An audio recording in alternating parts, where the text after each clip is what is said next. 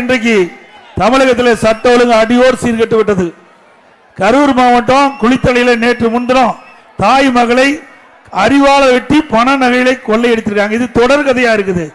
இன்றைக்கு பல பகுதியில் முதியோர் வசிக்கின்ற பகுதியெல்லாம் அந்த பகுதிக்குள்ள திருடர்கள் பூந்து முகமூடி கொள்ளையில் பூந்து இந்த முதியோர்களை வெட்டி சாய்த்து கொலை செய்து அவர்களுடைய உடைமையெல்லாம் இன்றைக்கு அள்ளி செல்கின்ற காட்சி திராவிட மாடல் ஆட்சியில் பார்க்குது. அது மட்டும் இல்ல, இன்றைக்கு ஏதோ திருடுறாங்க. இப்ப கிட்னியும் திருட ஆரம்பிச்சுட்டாங்க. ஏதோ கிட்னியும் திருட ஆரம்பிச்சா இப்படிப்பட்ட ஆட்சி தேவையா? அது யாரு? திமுக எம்எல்ஏ மருத்துவமனை, அவருடைய சார்ந்த அந்த மருத்துவமனையில் ஏழைகள் வறுமையால் வாடுகின்ற அவர்களை குறிவைத்து திமுகவை சேர்ந்த நிர்வாகிகள் அவர்களை அழைத்து போய் ஒரு ரேட்டை பேசி அந்த ரேட்டும் கொடுக்கறது இல்ல, அவருடைய கிட்னிய திருடுகின்ற ஒரு அரசாங்கமா இன்றைக்கு இருந்துகிட்டு இருக்குது. கேவலமா இருக்குது. ஆளுங்கட்சி எம்எல்ஏ நாம் ஒன்னும் சொல்லவே இல்லை. பத்திரிகையில் வந்த செய்தி, ஏன்னா எதிர்கட்சி தலைவர் பேசுனா வேண்டும் என்ன திட்டமிட்டு போய் பேசுறான்னு சொல்றாங்க. இன்றைக்கு பத்திரிகையில் வந்த செய்தி, இந்த முறைகேடு நடந்தவுடனே இன்றைக்கு அரசாங்கமே அதிகாரிகளை நியமிச்சு இந்த மருத்துவமனைக்கு போய் அங்க வந்து சோதனை பண்ணி முறைகேடு நடந்ததாக அவர்களே ஒத்துக்கொண்டு அந்த உறுப்பு மாற்று செய்யக்கூடிய அந்த அனுமதியை ரத்து பண்ணியிருக்காங்க.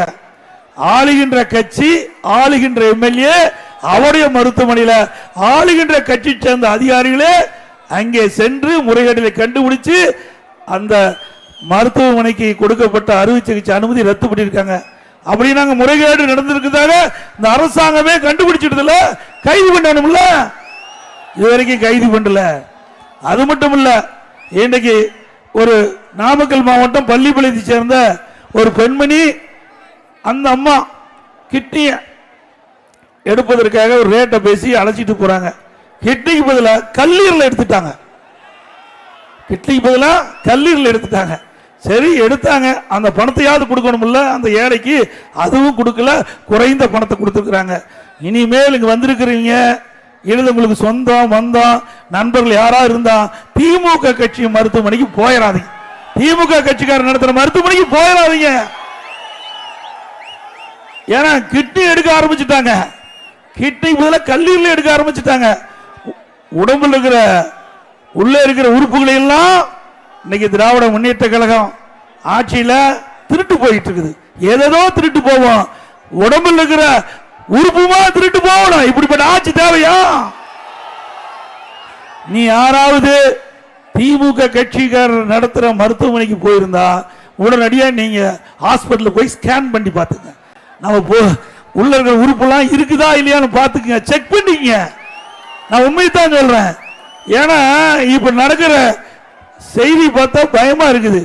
ஆனா திமுக கட்சிக்காரர் நடத்துகின்ற மருத்துவமனைக்கு யாராவது போய் மருத்துவ சிகிச்சை பெற்றிருந்தா உடனடியாக உங்களுக்கு தெரிஞ்ச மருத்துவமனைக்கு போய் ஸ்கேன் பண்ணி உங்களுடைய உறுப்பெல்லாம் பத்திரமா இருக்குதான்னு நீங்க அதை வந்து சரியா இருக்குதான்னு பாத்துக்கங்க.